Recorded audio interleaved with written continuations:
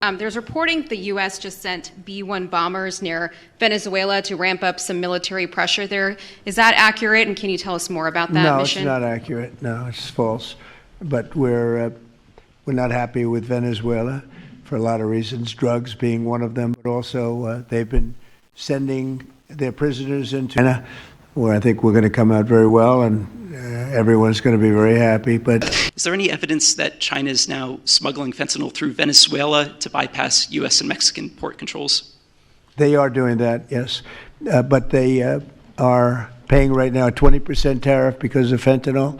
That's billions and billions of dollars that they're paying. So now they're coming in by land.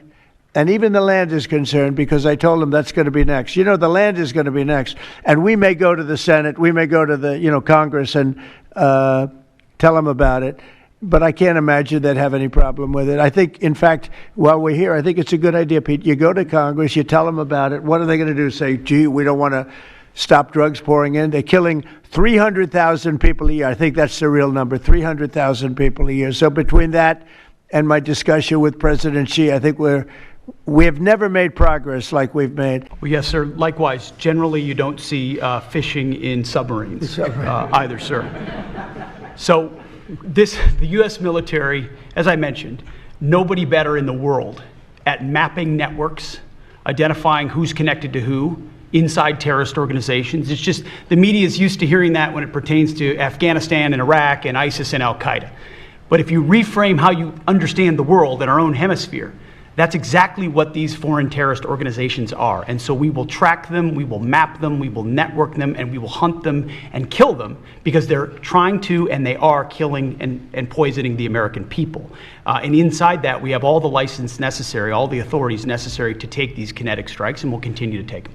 A moment ago, you said that if Secretary Hegseth went to Congress and briefed them on the operations against we will go, I said. You will go. And we it would will be go. difficult for them to object. I don't see any loss in going. No reason not to. They'll always complain, oh, we should have gone. So we're going to definitely, I'd like to just tell you, let's go. We'll go. And Mr. We're going to tell them what we're going to do, and I think they're going to probably like it, except for the radical left lunatics. And Mr. President, if you are declaring war against these cartels and Congress is likely to approve of that process, why not just ask for a declaration of war? Well, I don't think we're going to necessarily ask for a declaration of war. I think we're just going to kill people that are bringing drugs into our country. Okay? We're going to kill them. They're going to be like dead. Okay. On the cartel strategy, hearing you talk about it as a war, hearing Secretary Hegseth talk about defeating and destroying and the comparisons to ISIS and Al-Qaeda, those efforts took American troops being engaged in foreign countries.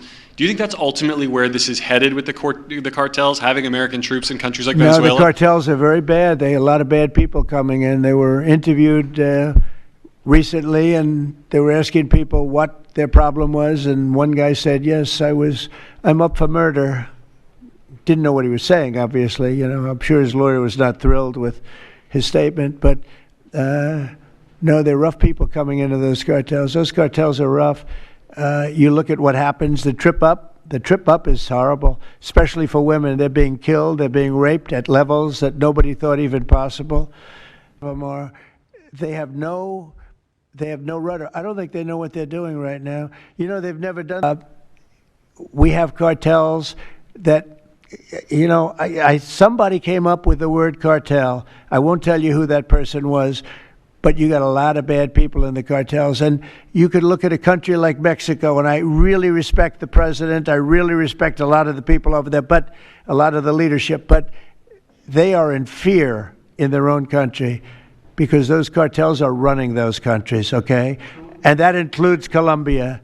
Colombia is a drug den. It's a drug den, and it has been for a long time.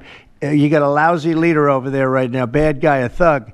But they make cocaine at levels that we've never seen before, and they sell it back into this, and they're not going to get away with it much longer. We're not going to put up with it much longer. Colombia is very bad. Mexico is run by the cartels. I have great respect for the president, a woman that I think is a tremendous woman. She's a very brave woman. But Mexico is run by the cartels, and we have to defend ourselves from that.